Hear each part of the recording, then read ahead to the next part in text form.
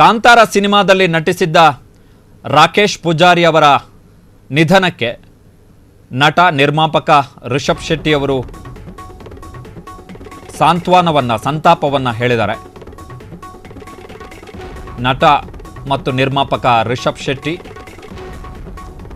ಸಂತಾಪವನ್ನು ಸೂಚಿಸಿದ್ದಾರೆ. ನೀನು ನನ್ನ ಮನಸ್ಸಿನಲ್ಲಿ ಎಂದೆಂದಿಗೂ ಒಬ್ಬ ಅದ್ಭುತ ಕಲಾವಿದ. ಕಾಂತಾರ ಸಿನಿಮಾದಲ್ಲಿ ನಿನ್ನ ಪಾತ್ರ ಹಾಗೂ ಅದನ್ನು ನಿರ್ವಹಿಸುವಾಗ ನಿನ್ನ ಮುಖದ ನಗು ನನ್ನ ಕಣ್ಣಲ್ಲಿ ಎಂದೆಂದಿಗೂ ಶಾಶ್ವತ. ಕಲಾವಿದರ ವರ್ಗಕ್ಕೆ ಇದೊಂದು ತುಂಬಲಾರದ ನಷ್ಟ ಅಂಥೇಳಿ ಮತ್ತೆ ಹುಟ್ಟಿ ಬಾ ಗೆಳೆಯ ಅಂಥೇಳಿ ರಿಷಬ್ ಶೆಟ್ಟಿ ಅವರು ನಿನ್ನೆ ರಾತ್ರಿ 8:40 ಈ ಪೋಸ್ಟನ್ನು ಹಾಕಿದ್ದಾರೆ. ಇದರ ಜೊತೆಗೆ ಹೊಂಬಾಳೆ ಫಿಲಮ್ಸ್ನವರು ಕೂಡ ರಾಕೇಶ್ ಪೂಜಾರಿ ಅವರ ನಿಧನಕ್ಕೆ ಸಂತಾಪವನ್ನು ಸೂಚಿಸಿ ಪೋಸ್ಟನ್ನು ಹಾಕಿದ್ದಾರೆ. ಹೊಂಬಾಳೆ ಫಿಲಮ್ಸ್ನವರು ಕೂಡ ನಟ ರಾಕೇಶ್ ಪೂಜಾರಿ ನಿಧನಕ್ಕೆ ತೀವ್ರ ಸಂತಾಪಗಳು. ಆ ನೋವನ್ನು ಭರಿಸುವಂತಹ ಶಕ್ತಿ ಕುಟುಂಬಸ್ಥರಿಗೆ, ಅವರ ಆಪ್ತರಿಗೆ ಹಾಗೂ ಹಿತೈಷಿಗಳಿಗೆ ದೇವರು ಕರುಣಿಸಲಿ ಅಂಥೇಳಿ ಪ್ರಾರ್ಥಿಸ್ತೇವೆ.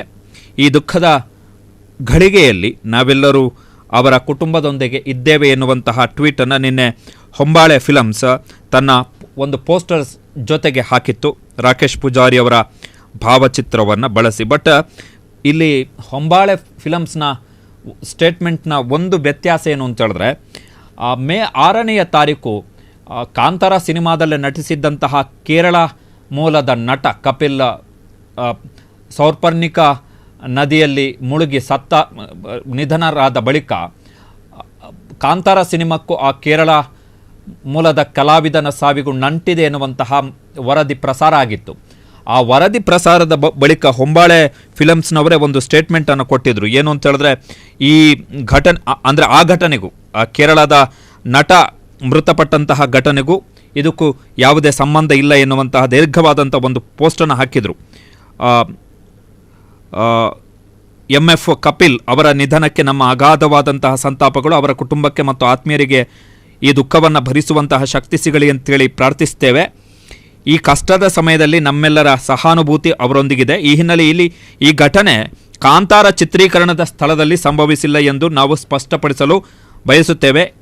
ಆ ದಿನ ಯಾವುದೇ ಚಿತ್ರೀಕರಣ ನಿಗದಿಯಾಗಿರಲಿಲ್ಲ ಮತ್ತು ಈ ಘಟನೆ ಅವರ ವೈಯಕ್ತಿಕ ಕಾರ್ಯಕ್ರಮದಲ್ಲಿ ಚಲನಚಿತ್ರ ಸಂಬಂಧಿತ ಚಟುವಟಿಕೆಗಳ ವ್ಯಾಪ್ತಿಯ ಹೊರಗೆ ಸಂಭವಿಸಿದೆ.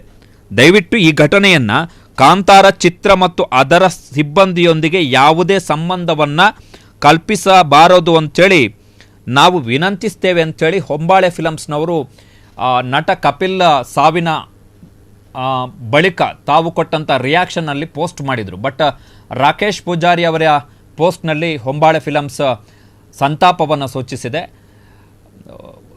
ಕಾಂತಾರ ಸಿನಿಮಾದಲ್ಲಿ ನಟಿಸಿದ್ದಂತಹ ರಾಕೇಶ್ ಪೂಜಾರಿ ಅವರು ತಾವು ಆ ದಿನ ಅಂದರೆ ನಟಿಸಿದ್ದಂತಹ ದಿನ ಸಿನಿಮಾ ಶೂಟಿಂಗನ್ನು ಮುಗಿಸಿಕೊಂಡು ಅದಾದ ಬಳಿಕ ರಾತ್ರಿ ತಮ್ಮ ಗೆಳೆಯನ ಮದುವೆಯ ಮೆಹಂದಿ ಕಾರ್ಯಕ್ರಮದಲ್ಲಿ ಪಾಲ್ಗೊಂಡಿದ್ದರು. ಅಲ್ಲಿ ಅವರು ಸುಸ್ತಾಯಿತು ಅಂಥೇಳಿ, ಕುಣಿಯುವ ಸಂದರ್ಭದಲ್ಲಿ ಸುಸ್ತಾಗಿ ಅಲ್ಲೇ ಕುಸಿದು ಬಿದ್ದರು. ತಕ್ಷಣವೇ ಅವರನ್ನು ಆಸ್ಪತ್ರೆಗೆ ಸಾಗಿಸಲಾಯಿತು. ಆದರೆ ಚಿಕಿತ್ಸೆ ಫಲಕಾರಿಯಾಗದೆ ರಾಕೇಶ್ ಪೂಜಾರಿ ಅವರು, 33 ವರ್ಷದ ರಾಕೇಶ್ ಪೂಜಾರಿ, ಕಾಮಿಡಿಯನ್, ಇವರು ನಿಧನರಾಗಿದ್ದರು. ಸೊ ಎರಡೂ ಕಡೆಯಿಂದಲೂ ಕೂಡ ಈಗ ಸಂತಾಪ ಸೂಚನೆ ಬಂದಿದೆ. ನಟ ರಿಷಬ್ ಶೆಟ್ಟಿ ನಿರ್ಮಾಪಕರು ಕೂಡ ಹೌದು, ಜೊತೆಗೆ ಹೊಂಬಾಳೆ ಫಿಲಮ್ಸ್ ಕಾಂತಾರ ಸಿನಿಮಾವನ್ನು ನಿರ್ಮಾಣ ಮಾಡ್ತಾ ಇರುವಂತಹ ಸಂಸ್ಥೆ. ಕ್ಷಣ ಕ್ಷಣದ ಸುದ್ದಿಗಳಿಗಾಗಿ ಫ್ರೀಡಂ ಟಿವಿ ಸಬ್ಸ್ಕ್ರೈಬ್ ಮಾಡಿ, ಲೈಕ್ ಮಾಡಿ ಹಾಗೂ ಫಾಲೋ ಮಾಡಿ.